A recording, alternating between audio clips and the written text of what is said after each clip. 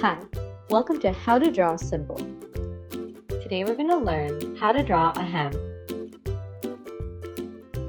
Let's start off by drawing the flat face of the hammer with a boxy C shape like so. Then, add small U-shaped indents on either ends.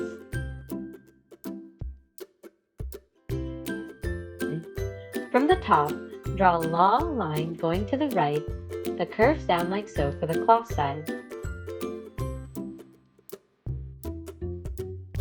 followed by another long line underneath that curves up like this to finish the hammer's head. Under the head, draw 2 lines going down to start the handle. From the left line, draw a slight bump out that extends down like so for the grip.